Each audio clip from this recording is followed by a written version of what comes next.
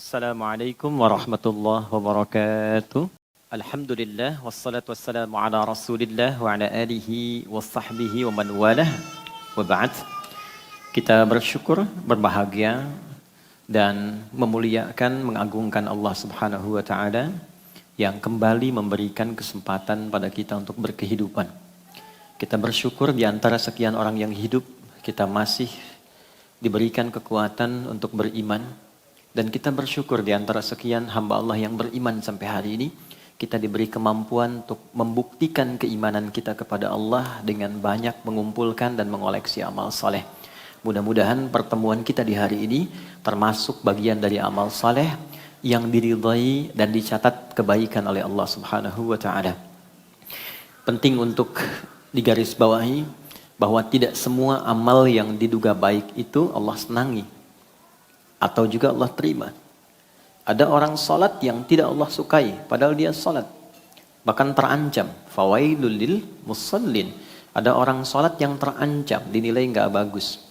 Alladzina hum an salatihim sahun, yang lalai dari motif salatnya.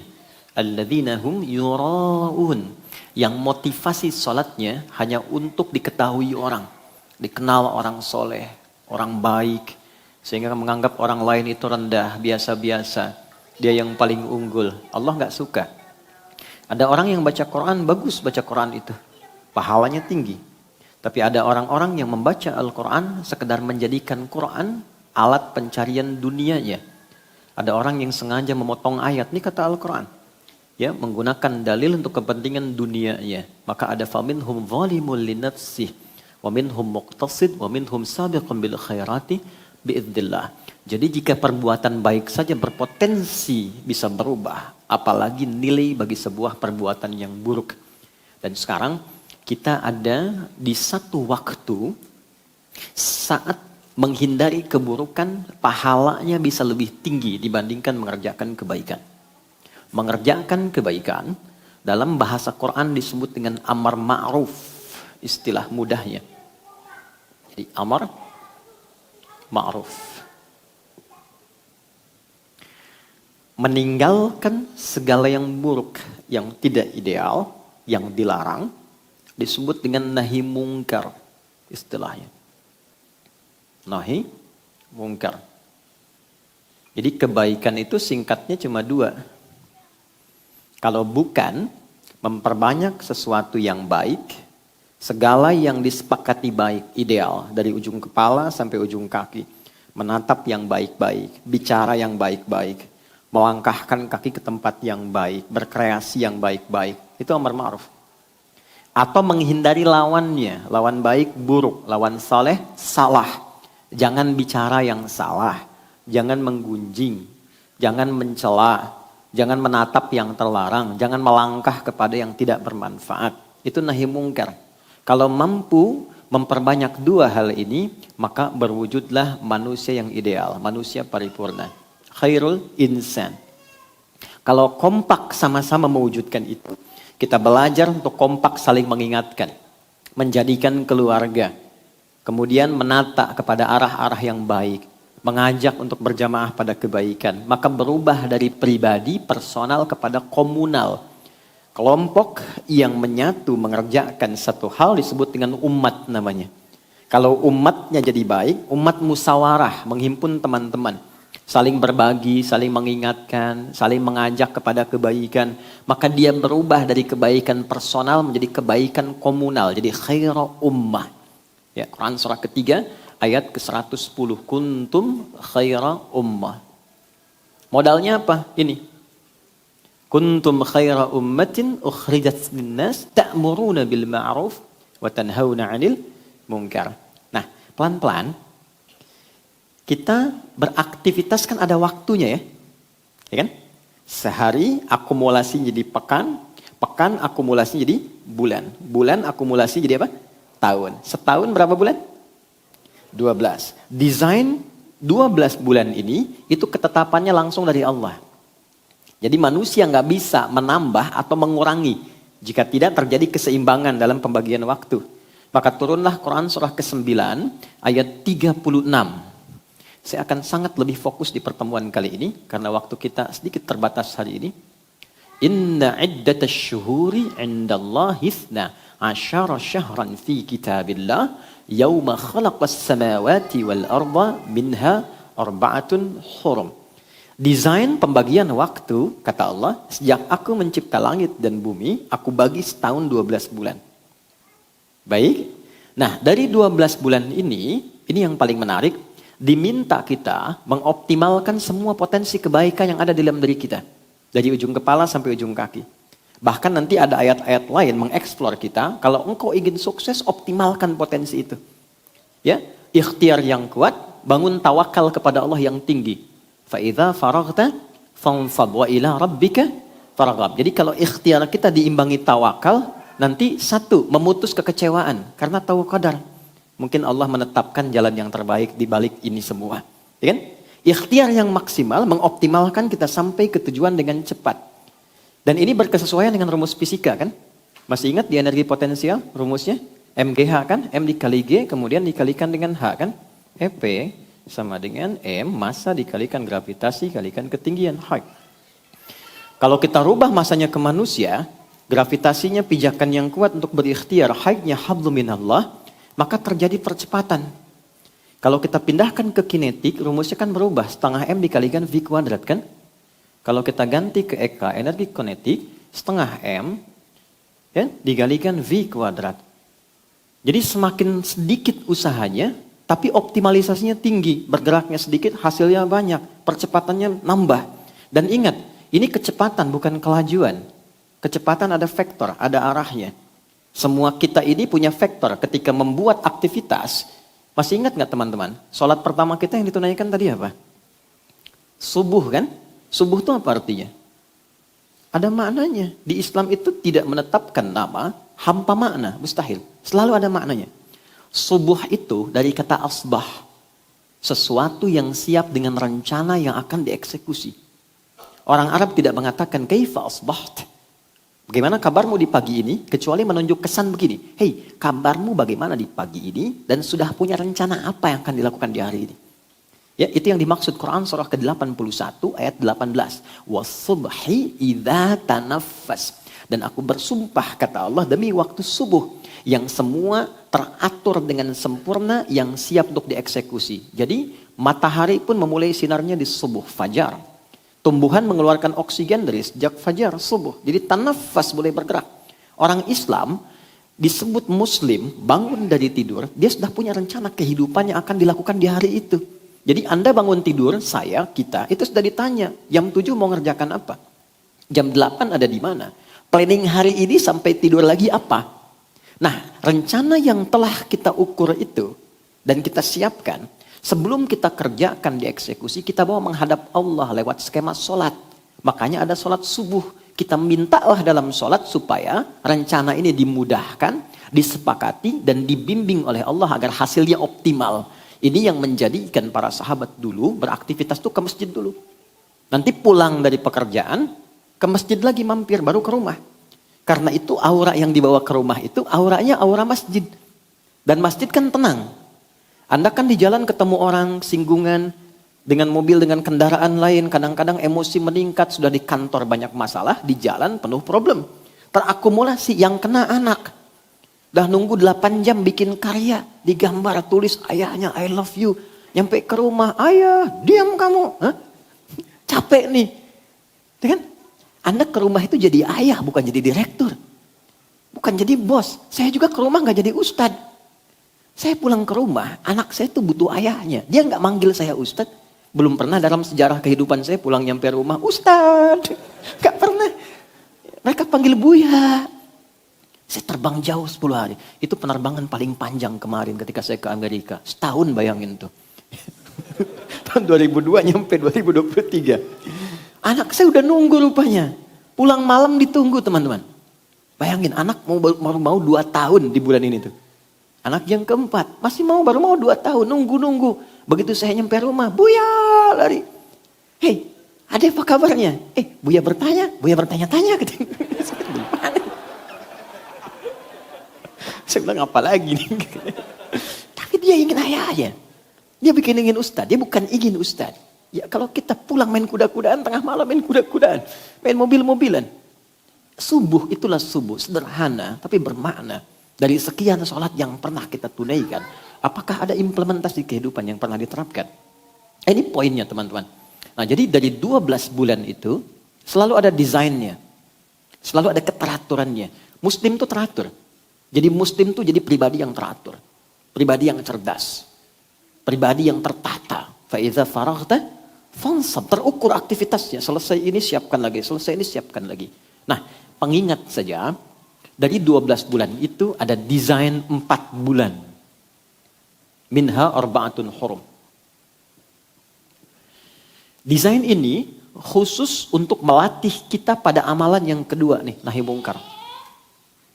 Untuk membentuk pribadi yang ideal. Ya. Kalau anak-anak nggak apa-apa, ya nggak ada masalah. Saya senang dengan anak-anak. Mereka punya bahasa dan energinya masing-masing. Yang problem yang bapak-bapak kekanak-kanakan nih. Nggak apa-apa. Balik sini. Jadi 4 bulan ini desainnya nahi mungkar. Melatih pribadi kita untuk mampu mengendalikan diri dari ujung kepala sampai ujung kaki, menekan potensi salah sehingga yang muncul soleh. Nah 4 bulan ini ketika tiba di waktunya, maka pahala amalan ini bisa lebih tinggi daripada yang ini. Jadi Anda, saya, kita sholat misalnya di bulan ini ada pahala. Ya, value-nya itu 10 nilainya. Ya, kalau kita bicara akhirat, namanya nilainya pahala ya, yang kita kenal ajrun, hasanah namanya. Nggak kelihatan sekarang, nanti saat akan meninggal ditampakkan. Ya, jadi saat akan meninggal, kenapa ada orang saat akan meninggal senyum gitu kan? Ya kan? Dia bahagia baca Quran, ditampakkan kebiasaan baiknya, ditampakkan ujungnya dan pahalanya.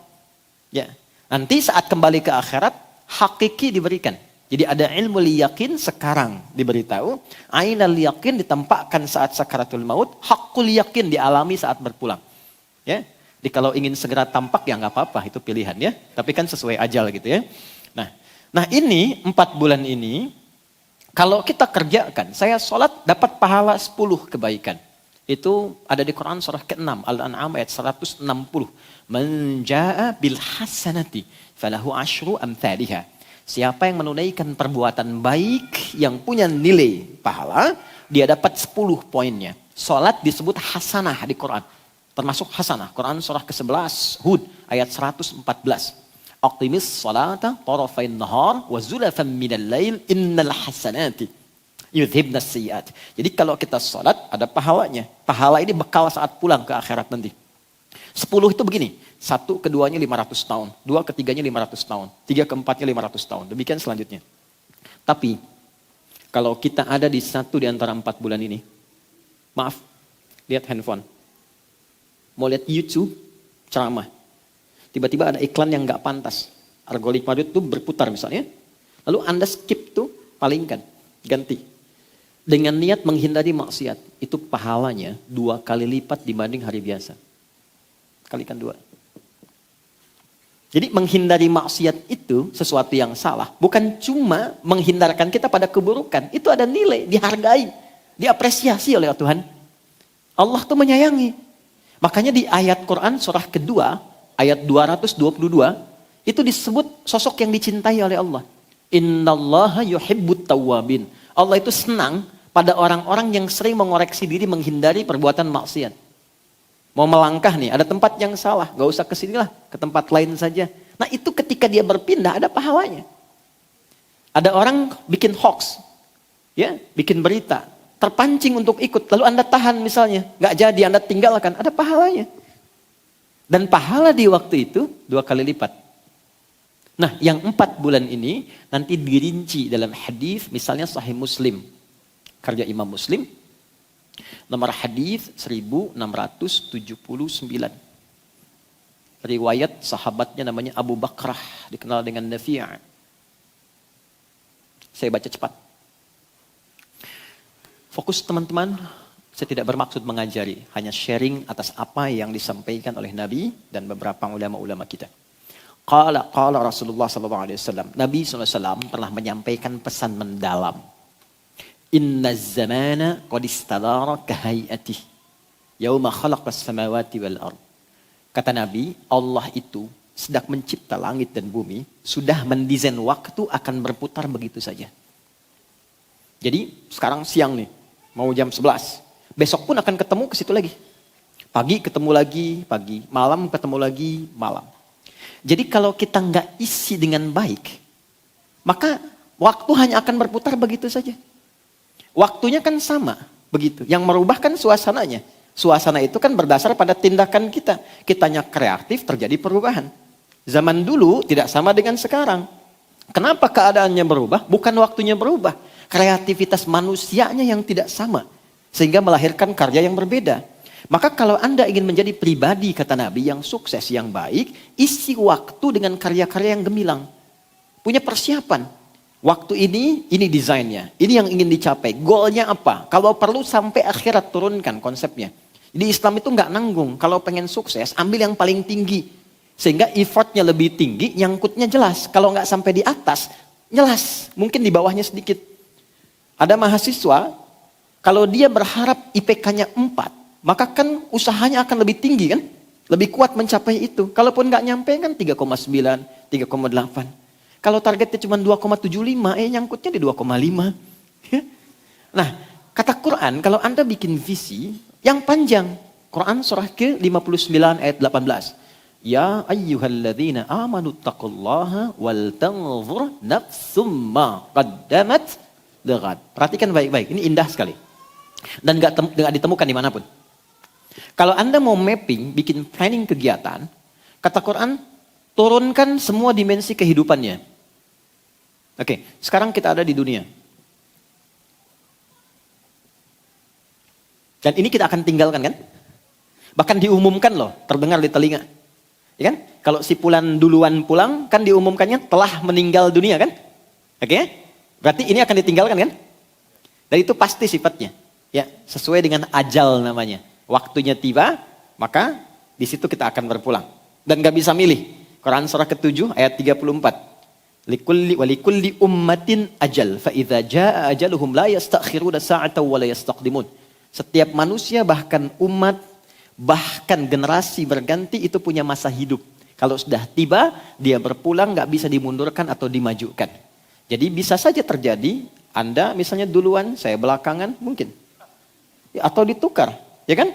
Saya belakangan, Anda duluan, kan mungkin juga terjadi gitu ya. Ya intinya kita meninggalkan dunia ya. Baik. Oke, sekarang dari dunia pindah kemana? Baik, ke barzakh ya. Tempatnya disebut kubur. Afala ya'lamu idza bu'thira ma fil kubur. Pindah ke kubur. Ya. Awas, hati-hati. Dunia yang kita alami real, bukan sinetron berkepanjangan. Ingat ya. Awas. Dari kubur kemana? Akhirat kan ujungnya. Berarti ada 3 alam yang kita lalui. Nah di akhirat ini karena akhir tuh ujung sesuatu. Tapi kalau ujung tidak ada awalnya lagi. Itu tembok ya. Kalau nggak ada setelah itu space lagi. Murni akhir itu tambah tak di ujungnya. Namanya akhirat. Jelas? Maka ketika disebut akhirat artinya ini ujung sesuatu. Ujung tempat kehidupan. Setelah ini nggak ada lagi yang lain. Dunia meninggal masih ada ini. Barzakh. Barzakh itu pemisah di antara dua. Bainahuma barzakhul la yabghiyan. Oke. Di barzakh tidak akan abadi. Bangkit. Ya kan? Kemudian pindah. Di sini yang abadi. Jadi kalau ada status di sini itu akan selalu berganti. Makanya tiap hari bisa update status kan? Karena berubah. Ya, status sosial bisa berubah. Ya kan? Hari ini cukup, besok kaya. Besok kaya, selanjutnya bisa cukup. Hari ini punya jabatan, begitu purna, selesai. Berganti datang yang lain. Karena itu kehidupan di dunia disebut dengan khalifah. Dari kata khalafa, sesuatu yang saling menggantikan. Ayah selesai, datang anaknya. Anak selesai, datang cucunya. Jabatan selesai, gak ada yang abadi. Karena dibatasi, pasti akan ada yang menggantikan. Kaya juga begitu, selesai. Paling tidak sepakat di garis kematian, wafat. Oke? Baik. Dan nanti ada ilmunya sendiri nih. Pindah ke sini, bekalnya sudah berbeda. Karena itu meninggalkan ini, hukum alam, hukum tempat itu kan pindah tempat, pindah hukum kan. Oke, kita sekarang ada di Indonesia, mau ke Malaysia. Kalau sudah ke Malaysia yang dipakai hukum apa? Malaysia. Pindah tempat, pindah hukum. Dari Malaysia mau ke Amerika, hukum Malaysia berhenti, hukum Amerika yang berlaku. Jadi inter dunia saja hukumnya berbeda. Sekarang kita mau meninggalkan dunia, pengen pakai hukum yang sama, mustahil. Karena itu semua barang-barang dunia itu selesai saat di dunia. Dibawa ke kubur aja nggak laku kok. Anda mau bawa di kubur pakai iPhone yang 14 yang baru, supaya bisa miss call. Teman di luar nggak bisa, tetap aja rusak habis. Pakaian ganti. Terus hukum dunia nggak berlaku. Sekarang punya rumah, berapa Anda punya rumah? Berapa meter paling luas? Berapa hektar punya taman? Ke kuburan 2 kali sekian, selesai. Bukan berarti nggak boleh selama di dunia, silahkan. Tapi value-nya, naikkan value-nya supaya nanti memberikan nilai ke sini. Silahkan pakai hukum dunia di sini, gunakan value akhirat sehingga ketika pindah kita punya bekal. Puncaknya di sini. Cuman 2 pilihannya. Kalau bukan di tempat kenikmatan darun naim, surga, atau di tempat kenestapaan neraka. Cepat. Wal tanzur, kembali ke Quran surah ke-59 ayat 18. Wal tanzur nafsum ma qaddamat lighad. Dan ayat ini dibuka dengan kata iman. Ya ayyuhalladzina amanu. Sedikit ya. Hei semua orang yang beriman. Tingkatkan takwamu kepada Allah dan kalian mesti punya visi hidup yang panjang. Jadi ternyata teman-teman, jadi orang yang muslim beriman itu adalah orang yang visioner. Di semua konsep kehidupan kita, even sekarang kita hidup di dunia, harus visioner. Ya, di antara visi itu jangan tanggung kata Allah, turunkan skemanya dari yang paling tinggi. Wal tanzur nafsum ma qaddamat li ghad. Ghad itu akhirat. Jadi kalau mau bikin kegiatan kata Allah, ya, ini bagus sekali desainnya dan tentu sempurna karena dari Allah. Turunkan dulu tempat yang terakhirnya, goal itu turunkan yang paling tingginya dulu. Kita kan terakhir di sini kan, insya Allah ya. Baik, insya Allah ya. Siapa yang mau ke surga? Alhamdulillah. Surga itu ada 8 tingkat. Paling tinggi surga Firdaus. Siapa yang mau ke Firdaus? Nah, gitu ya. Jadi gini, kata Quran, kalau pilih dan menempatkan sesuatu, tempatkan yang paling tinggi. Jadi kalau kita tempatkan di Firdaus, nyangkutnya kan jelas ya. Paling tidak surga standar kan. Yang nikmatnya juga sudah nikmat ya. Tapi kalau Anda katakan, ya yang penting masuk surga lah, nggak usah tinggi-tinggi amat ya. Si amat aja nggak tinggi misalnya kan. Anda pilih yang biasa. Tapi kalau nggak nyampe situ, di mana nanti nunggunya? Ya kan? Oke, maka ini turunkan surga Firdaus. Nanti Firdaus amalannya apa? Beruntungnya, berbahagianya sebagai muslim, di Islam tuh lengkap semuanya. Petunjuknya lengkap. Tidak ada satupun aktivitas kecuali ada petunjuknya. Tidak ada satupun kejadian, pekerjaan, tempat kecuali ada petunjuknya. Silahkan Anda bandingkan dengan manapun. Ini menunjukkan kebenaran dalam Islam. Gak mungkin bisa memberikan petunjuk dengan tepat di setiap tempat aktivitas yang kita lalui, kecuali siapa? Yang mendesainnya. Kan ada fitrah kemanusiaan, hanya manusia yang bisa melakukan itu. Tapi kalau nggak bisa dikerjakan, berarti manusia lemah di situ. Harus ada yang lain yang mendesain itu. Allah telah menyiapkan segalanya buat dari Firdaus. Turunlah Quran surah ke-23. Ayat 1 sampai 9. Penghuni surga Firdaus itu apa saja? Dan yang dijelaskan bukan profesinya, tapi karakternya. Qad aflahal mu'minun. Alladzina hum fi salatihim khashi'un. Walladzina hum 'anil lagwi mu'ridun. Walladzina hum lizzakati sa'ilun. Penghuni surga Firdaus itu ternyata pertama orang yang membangun hubungan baik dengan Allah. Anda pengen ke surga Firdaus, yang punya Allah, punya hubungan gak baik sama Allah, gimana mau masuk? Membangun hubungan baik dengan Allah, caranya disebut dengan sholat. Skemanya di sholat. Maka mulai sekarang, kita mesti mendalami ini, karena ini pangkal dari semua kebahagiaan dunia dan akhirat kita. Kemudian yang kedua apa? Contoh. Maaf ya, Anda mau jadi apapun silahkan. Pengusaha, boleh. Pebisnis, oke. Diplomat, birokrat, ilmuwan, silahkan. Kan semua tidak menghalangi untuk punya hubungan baik dengan Allah kan? Sholat silahkan. Kemudian walladzina hum 'anil lagwi mu'ridun, pada yang tidak penting tinggalkan. Obrolan yang tidak penting, hal yang tidak penting, yang enggak bermanfaat, itu ini kalau pengen ke sini. Turunkan sampai ke bawah. Nah, di antara latihannya lagi apa? Ini. Kalau ada latihannya nahi mungkar, meninggalkan yang tidak penting, yang tidak bermanfaat. Tepat di 4 bulan ini, pahalanya 2 kali lipat. 4 bulan ini kata Nabi, maaf, talata mutawaliyat. Isi waktu dengan benar selama 12 bulan. Jangan ada waktu yang kosong yang sia-sia, pesan Nabi. Siapkan visi sampai ke akhirat yang paling tinggi. Sukses dunia, alam kubur baik, akhirat tenang. Latihan 4 bulan utama. Talata mutawaliyat, 3 berurutan. Bulan ke-11, Dzulqa'dah. Bulan ke-12, Dzulhijjah. Makanya orang haji banyak mengoreksi diri. Ketiga, Al-Muharram, bulan pertama. Ingat, ada haram, ada muharram, ada al-muharram. Itu beda. Muharram itu perbuatannya.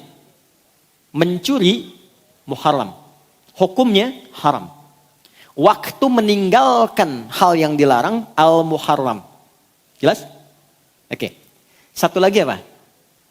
Rajab. Wa Rajabun Mudhar, syahrun baina Jumada wa Sya'ban. Bulan Rajab yang letaknya di antara bulan 6 dan bulan 8, Jumada dan Sya'ban. Sekarang kita berada di bulan itu, di pertengahannya. Kita ada di Rajab. Jadi Rajab itu, maaf, bulan evaluasi. Bulan mengoreksi diri, bulan muhasabah. Dan Quran itu kalau ngajak muhasabah, itu jangan tunjuk orang dulu. Ternyata tidak keluar. Ke dalam dulu konsepnya. Ke dalam. Maka kita mulai koreksi ke dalam dengan turunnya Quran surah ke-66 ayat yang ke-6. Kita bahas dari sini pembahasan utama kita. Nanti baru masuk ke materi yang saya akan buatkan kurikulumnya sampai akhir tahun ini. Jadi insya Allah pembelajaran kita akan tersambung, berkelanjutan sampai dengan akhir tahun. Supaya Anda tahu kalau mau belajar di sini dengan saya kajiannya apa gitu. Nanti saya akan berikan resumnya supaya juga ada catatan yang bisa dibawa. Ya, selain nanti terdokumentasikan lewat video yang mungkin bisa diakses kembali. Baik, saya mulai teman-teman dengan Quran surah ke-66 ayat 6 dulu. Ini dasar pengantarnya hari ini, setelah itu masuk ke kurikulumnya. Alhamdulillah. Jazakallah khair. Gak apa-apa, sudah. Nah, ini aja. Gak apa. Oke. Quran surah 66 ayat yang ke-6. Sudah? Ya ayyuhalladzina amanu. Hai semua orang yang menyatakan telah beriman. Tuan-tuan ya. Kalau ada ayat Quran dibuka dengan kata ya di depannya. Disebutkan sebanyak 361 kali dalam Al-Quran. Artinya panggilan ini mencakup semua tanpa kecuali. Tak peduli sedang merasa lemah iman, futur, ataupun kuat iman. Ya, indikasinya iman itu begini standarnya. Lihat, bisa dicek di sholat. Ya, dari panggilannya saja. Subuh tadi jam berapa? 4:30 gampang ya. 4:35, oke kita ambil. 4:35. Ini nanti standar ngujinya ada di Quran surah ke-4 ayat 103, ditafsir di Quran surah ke-8 ayat ke-2. Ini cara ngujinya ini, cara ngukur iman sedang kuat, standar atau tinggi. Innas salata kanat 'alal mu'minina kitaban mawquta. Quran surah ke-4 di akhir ayat 103. Orang beriman itu pasti tahu waktu salat. Nah, nanti untuk ngecek imannya bagaimana? Quran surah 8 ayat 2. Innamal mu'minuna alladzina idza dzukirallahu wajilat qulubuhum. Insan beriman itu untuk mengecek ada sinyal iman atau tidak, kata Allah akan disebutkan nama Allah. Nanti ada konfirmasi di imannya, getaran. Nah, karena itu disebutkanlah dalam sehari nama Allah diperdengarkan ke telinga. Bahasa Arab telinga itu udhun. Jamaknya disebut adzan. Adzan itu dari kata udhun, artinya telinga. Kenapa adzan disebut adzan? Karena diperdengarkan langsung lafaz Allah pada orang-orang yang masih memiliki pendengaran, punya telinga. 5 kali dalam sehari untuk ngecek iman. Karena nanti ada yang paginya beriman, sorenya sudah lemah. Ya. Allahu Akbar, Allahu Akbar. Tuh. Jelaskan ya? Mas Cuping kalau lagi adzan kan, Allahu Akbar, Allahu Akbar. Tuh. Nanti kalau ada iman, getaran tuh ada. Terkonfirmasi, ya Allah sudah adzan. Nah, pernah dengar itu gak? Ya, adzan subuh 4.35. Allahu Akbar, Allahu Akbar. Bangun kita. Ya Allah sudah adzan. Nah, itu punya iman, kualitasnya standar. Iman standar. Ya, pas dipanggil, pas respon. Ya kan? Anda kerja jam 7, datang ke kantor jam 7, standar kan? Tapi ada orang yang 4.35, jam 4 tuh sudah bangun, menjemput dan menunggu panggilan itu. Ya. Itu konfirmasi iman. Ya. Sebaliknya, jam 4 dipanggil, 4.35, baru sadar 5.34. Tuh. Atau bahkan gak ada respon, tapi penolakan. Allahu Akbar, Allahu Akbar. Suara apa sih ini? Kecilin toanya, kan? Nah, ini menunjukkan iman bermasalah. Jelas? Dan kita doakan. Begitu responnya. Quran mengajak mendoakan loh. Bukan mencela loh. Saya mencari ayat dari Al-Fatihah sampai An-Nas yang menunjukkan celaan. Gak saya temukan. Responnya indah. Nih ya. Fir'aun tuh Fir'aunnya. Kebayang gak? Fir'aunnya.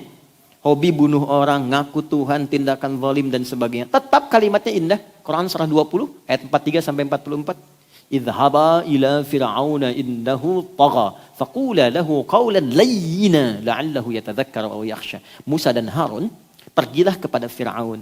Fir'aun itu bukan orangnya, tapi jabatan yang melekat kepadanya. Tuh lihat ya, ada orang salah menyalahgunakan wewenang jabatan. Oleh Allah dilarang mengeksplorasi dan mencela orangnya. Bukan namanya yang salah. Perilakunya yang keliru. Jangan karena perilaku salah Anda cela namanya. Karena boleh jadi ada orang dengan nama yang sama tidak berbuat demikian. Dan nama Fir'aun gak pernah diungkap di Quran. Siapa sesungguhnya? Jabatannya saja Faraoh. Bahasa Arabnya Fir'aun. Ya kan? Memberikan kesan bahwa di kemudian hari akan ditemukan potensi-potensi penyimpangan dari jabatan. Kalau ada yang demikian, engkau datang ingatkan. Bukan untuk menurunkan. Tapi mengingatkan supaya jabatan dikembalikan kepada relnya yang benar. Dan dengan apa? Qaulan layyina. Dengan yang lembut. Sentuh hatinya kata Allah. Ya, sentuhlah ia tepat di hatinya. Maka ia akan jadi milikmu untuk. Ya minimal dia sadar kata Allah itu. Sadar dia mengerti. Ya, balik sini. Nah ini iman standar, iman kuat, iman bagus. Salat. Balik teman-teman, kembalikan. Fokus baik-baik. Nah, di bulan Rajab ini bukan hanya sekedar sholatnya yang penting. Tapi evaluasi dirinya dimulai dari apa? Dari panggilan iman. Ya ayyuhalladzina amanu. Hai semua yang punya iman. Mungkin saat diseru ini, bahkan di antara kita semua.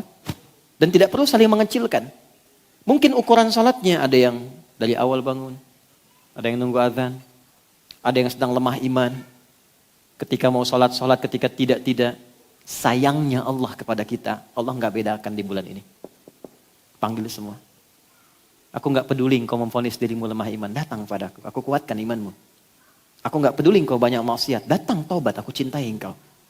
Itu jelas loh ayatnya, hadisnya. Maka dimulai dari apa? Semua yang punya iman. Qu anfusakum wa ahlikum nara. Perbaiki diri dan keluargamu. Diri plus keluarga. Jadi bulan ini adalah bulan evaluasi, bulan duduk bersama, bulan untuk mengoreksi diri, introspeksi, dan bulan untuk mendudukkan keluarga menjadi keluarga yang ideal dan baik. Pertanyaan saya, pernah nggak duduk bersama keluarga untuk sama-sama saling menilai, mengoreksi, meluruskan, membangun visi yang baik lagi? Nah ini momentumnya. Tolong tunjukkan pada saya, di buku mana Anda temukan, memberikan kesempatan waktu yang rinci, detil dengan petunjuknya, membagi waktu yang menerangkan kita menjadi pribadi baik, plus juga membawa keluarga pada kebaikan. Tunjukkan pada saya. Anda nggak akan temukan. Yang ada cuma konsep yang pandangan parsial sifatnya. Belum tentu bagi si B baik, bagi si A mungkin. Tapi Allah membawa kita pada suasana yang indah. Hei, kamu mungkin sebagai pribadi unggul, coba lihat keluargamu. Kamu mungkin champion di perusahaan, di rumah gak ada kebahagiaan. Atau mungkin di rumah bahagia, tapi di masalah selalu muncul. Di pekerjaan, di kehidupan sosial, pada pribadi. Mungkin yang salah bukan orang, yang salah mungkin dirimu sendiri yang belum kau koreksi. Ketika Anda berdiri dan ada orang lain lewat, dia tidak menyapa. Yang salah bukan dia yang tidak menyapa. Yang salah Anda yang menyimpulkan dia sombong. Boleh jadi dia sedang buru-buru, dia sedang sakit gigi gak bisa nyapa. Kan demikian. Tapi karena kesimpulannya yang hadir dari pribadinya bahwa dia tidak menyapa, dia sombong, jadilah kemudian bahan-bahan perselisihan. Maka coba dudukkan dirimu, kata Allah. Dan ajak keluargamu. Nah, ini yang coba kita akan turunkan pelan-pelan. Bagaimana konsep muhasabah diri yang baik, plus menyertakan keluarga di dalamnya. Dari segi waktunya sampai detil pelaksanaannya. Kita mulai dengan Quran surah ke-51 ayat 18. Keutamaannya ditemukan, keutamaannya ada di Quran surah ketiga ayat 17. Wah, ini musyawarah sesungguhnya nih, sakinah, mawaddah dan rahmah. Ya bukan cuma istrinya namanya sakinah, ya kan? Anaknya namanya mawaddah, adiknya namanya rahmah, bukan itu juga. Ya kalau kita nggak terapkan ini, belum tentu tenang di rumah tangga. Ya, ibu pilih mana? Kaya tapi gelisah atau miskin tapi tenang? Kaya tapi tenang. Tenang ya. Oke. Yuk kita mulai. Bismillahirrahmanirrahim. Tolong diingatkan kalau sudah 11:04 ya, karena saya nggak pakai jam. Bismillahirrahmanirrahim. Wabil ashari hum yastaghfirun. Quran surah 51 ayat 18. Paling kanan di pertengahan mushaf standar. Kalau mau lebih hebat, lebih dahsyat. Ini langsung dari Allah ya. Kita bisa turunkan keluarga ideal menurut Quran sampai disebut penghuni surga yang sedang beraktivitas di bumi. Calon penghuni taman surga yang sedang beraktivitas di bumi. Dari ayat 15-nya, Quran surah 51 dari ayat 15. Dimulai dari situ dulu. Innal muttaqina fi jannati wa 'uyun. Inna, kalau ada ayat dibuka dengan inna, itu fungsinya meyakinkan. Jangan ragu. Menancapkan kuat pada hati, jangan goyah. Bahasa Arabnya, harfun nasbin wa taukidin tansibul isma wa tarfa'ul khabara mabniyun 'alal fathi la mahalla lahu minal i'rabi. Paham? Tidak. Singkatnya, huruf untuk meyakinkan dengan kuat supaya enggak ragu. Innal muttaqina, yakinkan pada dirimu, jangan ragu. Ada golongan orang-orang takwa yang akan aku tempatkan di taman surga. Allahu Akbar. Kan kalau ada komplek yang indah tamannya kan ya? Dekat taman kan enak ya? Nah, siapa mereka itu? Akhidhina ma atahum rabbuhum innahum kanu qabla dzalika muhsinin. Mereka mendapatkan apa yang telah dijanjikan oleh Allah. Jadi ini ada perjanjian, ada komitmen. Allah ngasih gambaran, kalau engkau kerjakan ini, nanti saat pulang aku berikan ini. Terus dia mengambil itu, dia komitmen. Dia yakin dengan janji Allah, lalu ketika pulang Allah berikan, Allah wujudkan itu. Akhidhina ma atahum rabbuhum. Allah berikan apa yang telah dijanjikan kepada mereka. Perhatikan ya, ayat ini bentuknya selalu jamak. Kalau jamak 1 atau 2? Banyak atau sedikit? Banyak. Kalau kita tarik ke keluarga, perhatikan. Allah menginginkan dalam kehidupan dulu, tarik dulu ke internal. Allah menginginkan yang ke surga itu bukan cuman ayahnya saja. Bukan cuman istrinya saja. Tapi Allah katakan, hei, jadikan kehidupan ideal di keluargamu, masuk surga sama-sama. Dan tempati itu yang terindah di tamannya. Jadi kalau ke Firdaus di tamannya, surga Aden di tamannya gitu. Siapa mereka itu? Innahum kanu qabla dzalika muhsinin. Mereka itu adalah satu keluarga yang membangun visi hidupnya untuk mendapatkan ridha Allah. Ihsan itu anta'budallaha ka'annaka tarahu fa illam takun tarahu fa innahu yarak. Menjadikan semua kegiatannya supaya disenangi Allah. Satu keluarga. Nah, apa yang mereka pertama lakukan? Mereka mencari waktu dulu, waktu yang terbaik, yang tenang, yang nyaman, supaya di waktu ini kondisi pikirannya juga tenang, hatinya tenang, dan dengan ketenangan itulah lahirlah rencana-rencana yang cemerlang. Jiwa yang tenang melahirkan ide yang cemerlang. Jiwa yang tenang melahirkan kreativitas yang cemerlang. Riset menunjukkan tidak ada waktu yang paling menenangkan kepada jiwa dan pikiran kecuali waktu-waktu jeda di pertengahan malam menuju ke subuh. Silahkan cek. Riset menunjukkan demikian. Even itu di Amerika. Saat saya di Amerika juga riset itu diungkap kembali. Ya, waktu-waktu pertengahan malam. Kalau sekarang mungkin sekitar jam 2 sampai ke setengah 5 itu waktu paling ideal. Jadi kalau di situ bisa duduk dengan tenang, kalau baca Quran cepat kerasa ke jiwa. Gak percaya silakan, Anda baca Quran sekarang, itu 5-10 menit ngantuk. Dan getarannya ke jiwa gak sama dengan ketika baca jam setengah 4 malam. Beda. Itu yang dimaksud Quran, surah ke-73 ayat yang ke-6. Inna nasyi'atal laili hiya asyaddu wat'aw wa aqwamu qila. Anda kalau berdoa di pertengahan malam, atau baca Quran, itu getarannya ke hati tinggi. Makanya kalau Anda sedang berdoa ya, saat tahajud, lebih hening, lebih terasa ke jiwa kan? Karena sedang dalam kondisi yang terbaik, yang ideal. Nah sekarang, setelah menemukan waktu itu, kata Allah, kanu qalila minal laili ma yahja'un. Kalau wakaf di sini, maka bentuknya menjadi VVIP. Tawaran terbatas. Yang istimewa itu nggak banyak kan? Terbatas ya? Maka seakan Allah ingin mengatakan begini, kalau engkau ingin menjadi keluarga ideal sampai ke surga, nggak semua orang bisa mencapai itu. Kecuali yang terbatas. Maka jadilah bagian dari itu. Kalau ayatnya disambungkan, kanu qalilan minal laili ma yahja'un, maka berubahlah menjadi amalan. Apa amalan keluarga terbatas itu? Yang pertama, mereka mulai latihan dengan menunaikan tahajud bersama.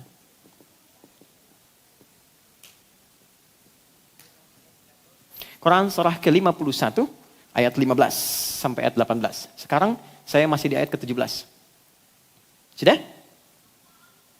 Pelan-pelan ya. Oke, sekarang gini. Saya bikin gambaran waktu dulu. Pelan-pelan. Ya, teman-teman kita langsung praktek ya.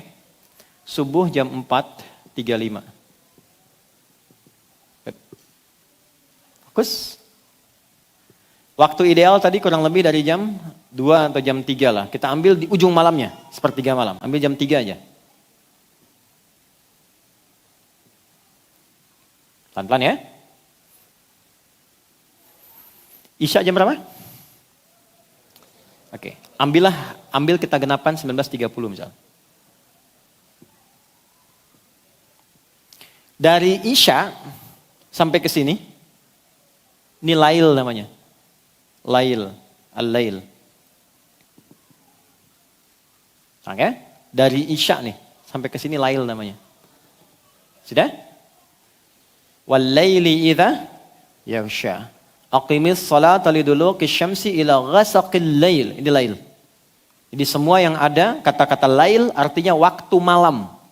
Ingat ya? Dan turunannya. Saya pernah katakan lail, laila, lili, lela, layali, itu malam. Ya, ibu leli, ibu malam tuh. Lail. Fokus. Sampai sini, ini ujung malam, sepertiga malam. Tahan dulu ya, ini penting. Subuh 4.35, 15 menit ke 30 menit menjelang subuh, kita batasin lah di tengah-tengahnya, di 15, 20 menit lah. 20 menit menjelang subuh, ini subuh nih. Yang ini 20 menit sebelum subuh, namanya sahar. Waktu sahar, waktu singkat menjelang fajar, menjelang subuh. Saya ulang ya.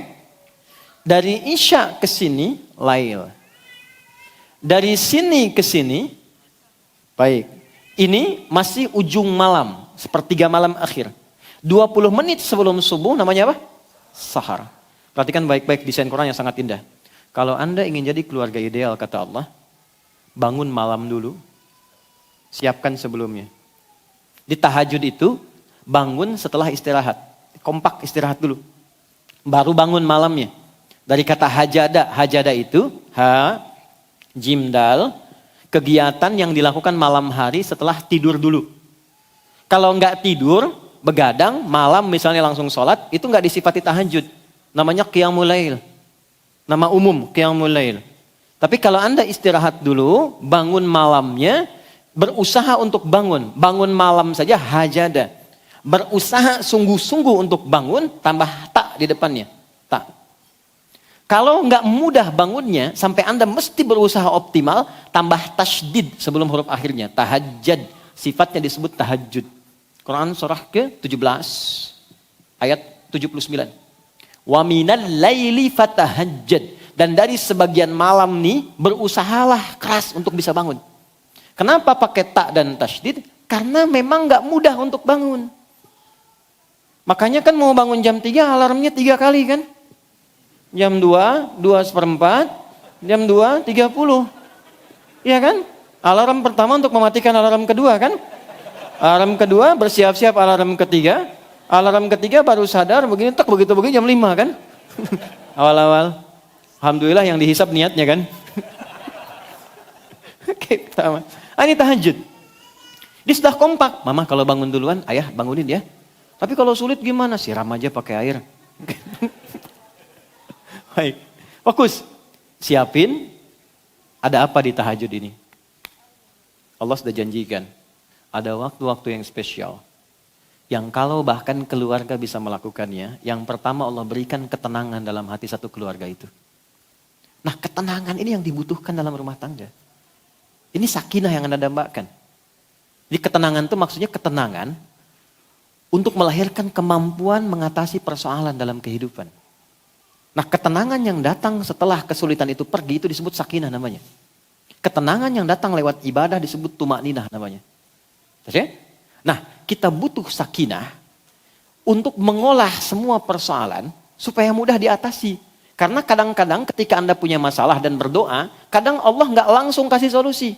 Tapi bentuk yang kedua, Allah kuatkan hati Anda sehingga mampu mengatasi persoalan itu. Itu yang mahal. Masalahnya nggak langsung selesai. Tapi Anda tuh bisa sabar menjalani itu. Terus kan meningkat kemampuannya. Sehingga dengan itu ketika mampu melewati tantangan yang ini, di depan ada tantangan baru, Anda sudah punya energi lebih besar untuk menghadapinya. Itu yang mahal. Nah ini kalau kompak dihasilkan sejak awal, maka ketika bangun yang pertama diberikan ketenangan. Apa rumus hadisnya? Prakteknya sholat tahajud itu bisa berjamaah untuk berlatih. Kita temukan Quran di hadis ya, hadis dulu. Hadisnya diriwayatkan oleh Imam Abu Daud di kitab Sunan Abu Daud.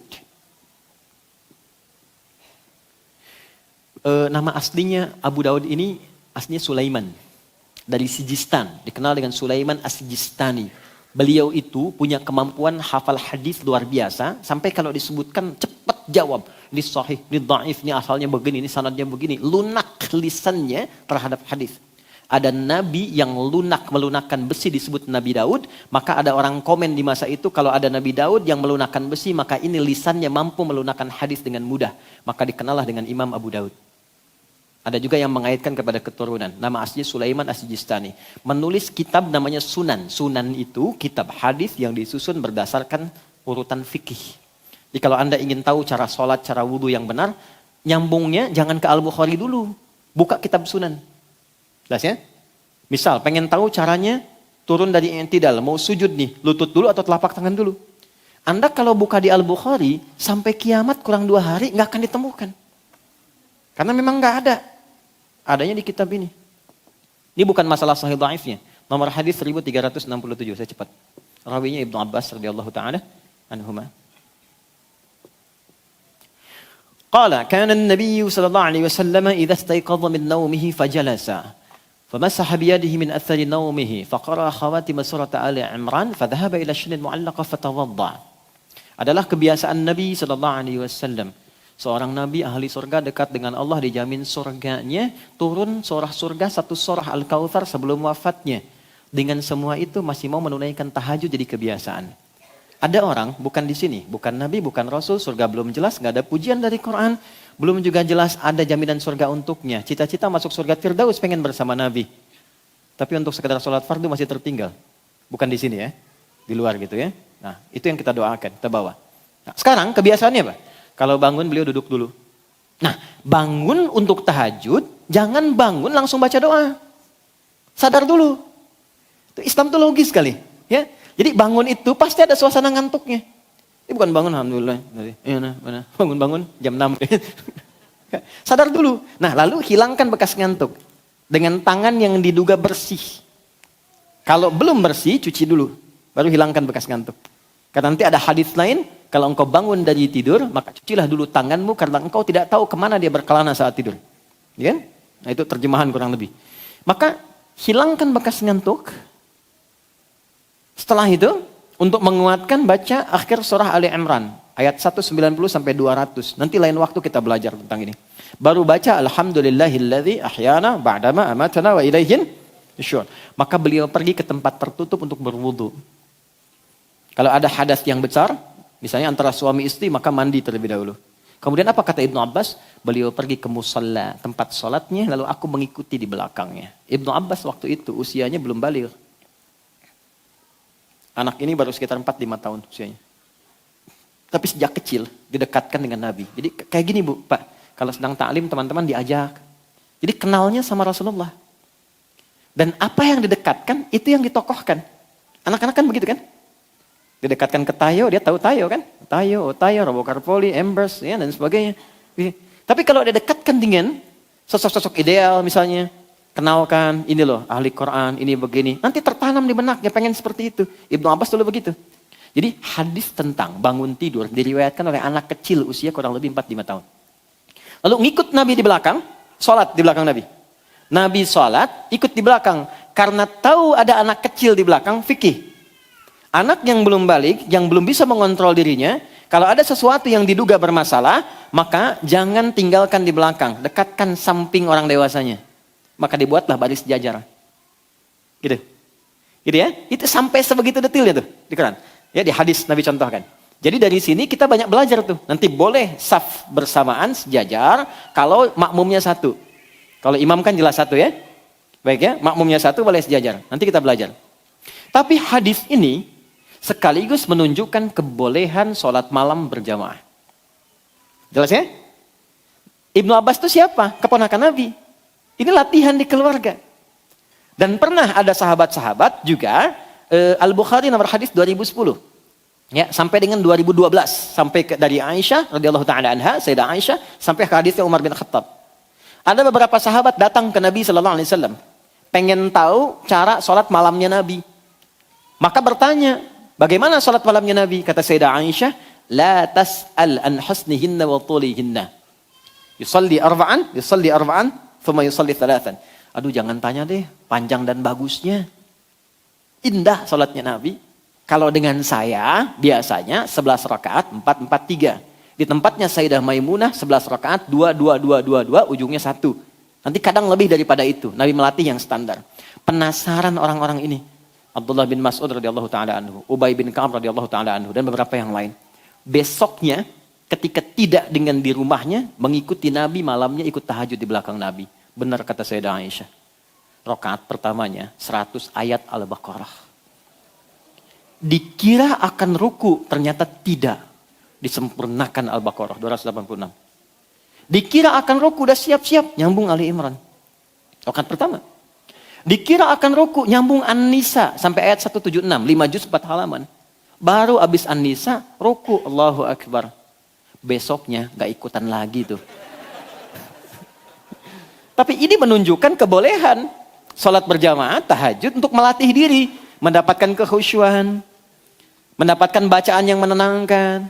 Nah, saya mau katakan nanti kalau ada yang tanya, apa dalilnya tahajud berjamaah? Anda sampaikan, hadis riwayat fulan, nomor sekian, oh sekian. Ayatnya Quran surat sekian, surat sekian. Tahu dari mana? Udah tanya Ustaz Adi. Ada dalilnya ya? Jadi nggak semua kita tempatkan, nggak ada dalil, nggak ada contoh, nggak dikerjakan. Tidak, ada skemanya.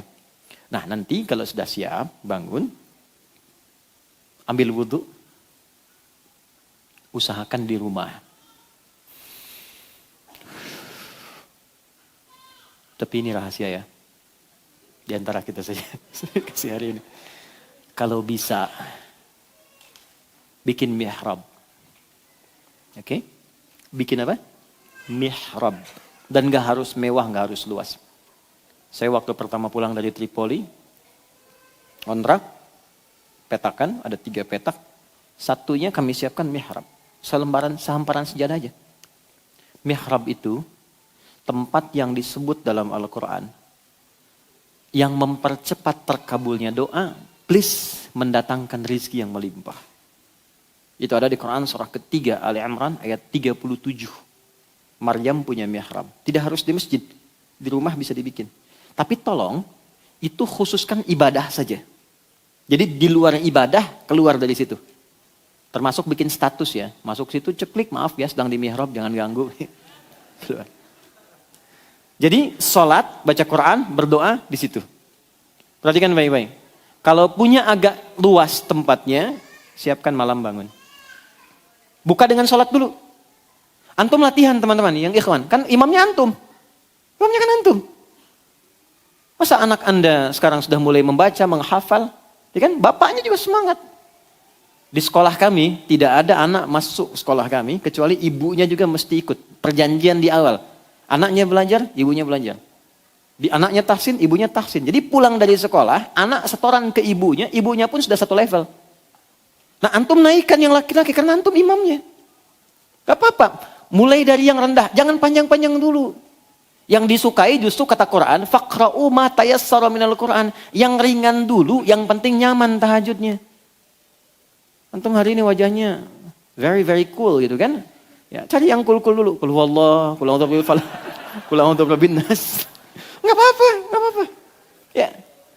Sampai anak merasa di belakang, "Pah, naikin dong." Oh, besok ad-duha, besok lagi al-insyirah. Kalau bisa sambil dibacain tuh nanti. Jadi sebelum tidur bacain sebelum tidur. Ini surat ini berkisah tentang ini. Ceritain, yang pendek aja dulu. Nanti malamnya dibaca. Jadi anak itu mendapatkan bacaan plus maknanya. Nah, setelah mendapatkan ketenangan, maaf ya, jangan ngambil yang ideal dulu, 11 misalnya. Capean nanti. 3 rakaat aja dulu. Dan bangunnya, gak usah terlalu jauh ke subuh. Kalau subuh 4.35, mulai sholat tuh jam 4 aja dulu.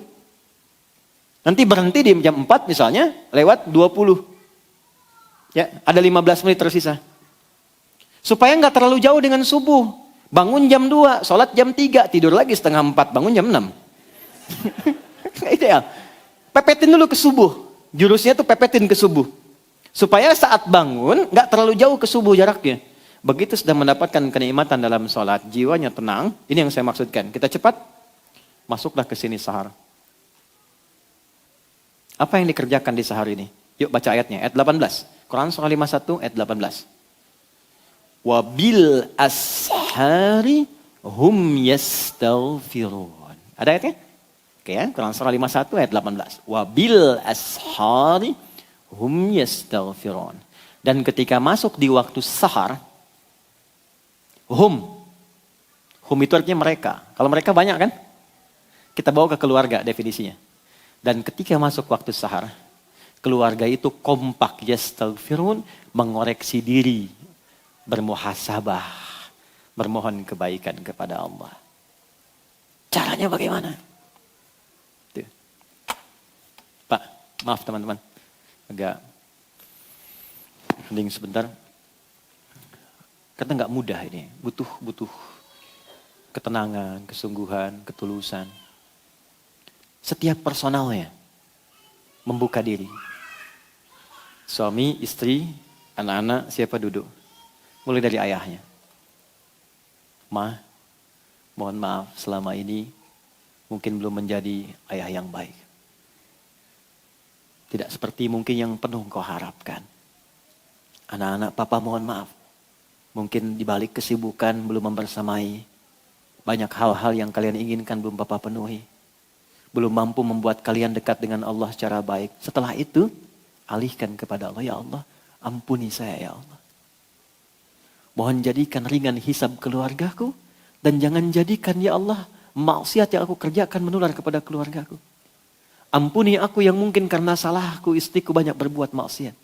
Ampuni yang mungkin karena salahku anak-anak jauh ya Allah. Anak-anakku jauh darimu. Mintakan ampunan kepada Allah dalam suasana waktu itu. Demi Allah beda dengan sekarang. Di waktu itu ketika Anda ucapkan demikian terbuka kepada keluarga.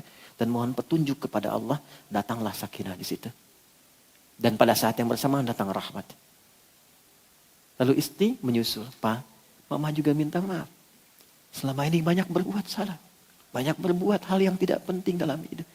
Anak-anak mama mohon maaf. Yang paling indah itu ketika anak Anda mengatakan. Bahkan sekecil Pak. Mohon maafkan Nanda selama ini kurang baik sama mama dan papa. Kurang rajin sholatnya, kurang banyak doanya. Demi Allah, ketika semuanya sudah berkata, lalu duduk mengatakan, ya Allah ampuni kami ya Allah. Ampuni kami ya Allah. Sayangi kami ya Allah, astagfirullah, astagfirullah. Duduk semua.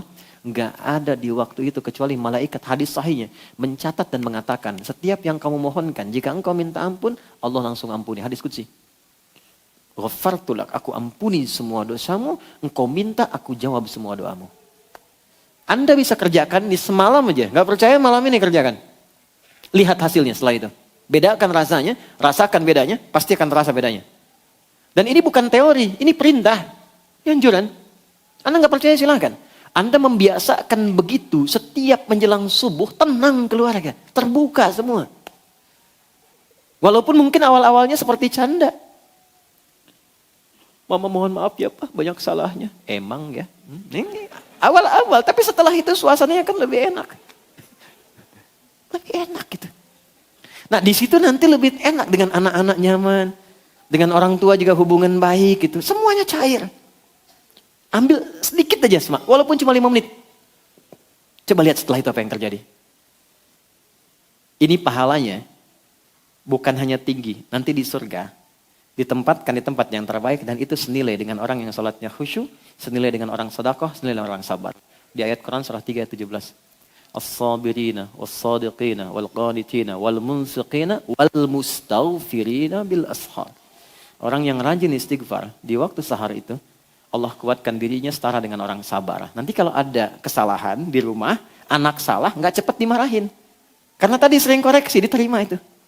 Suami salah nggak diekspor. Ya. Kenapa papa begini? Emang kenapa? Tuh. Enggak, salah. Oh iya, ya Allah. Bimbing suami saya. Ya Allah bimbing istri saya. Sama, ketemu. Gelombangnya sama. Wal qanitina, ke salat lebih khusyuk. Wal munfiqina, rizkinya lancar karena saling mendukung. Suaminya mau berangkat, istri SMS, papa semangat ya, tenang, doa mama senantiasa mengiringimu. Nah. Anaknya kirim WA, Pak jangan cari yang haram ya. Tuh, aku bisa kuat gak makan sehari, puasa gak apa-apa, tapi aku gak tahan panasnya neraka walau sedetik. WA dari anak bungsu tuh, nyampe ke Anda. Mau jawab apa? Hari pertama di sekolah TK, di PAUD, di anak-anak kita, tuh ayahnya diminta ngantar, ibunya. Nanti ayahnya pergi, ada yang tentara pakai seragam tentara. Ada yang macam-macam pakai. Itu anaknya mengatakan depan ayahnya. Pak, semangat ya.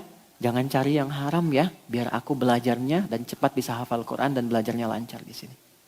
Anda pulang depan anak. Nggak ada yang nggak menangis. Turun, ya peluk anaknya, dicium. Dan berhasil. Dan ayahnya pulang mendapatkan anaknya sudah murojaah Quran. Hilang penatnya. Malamnya bangun.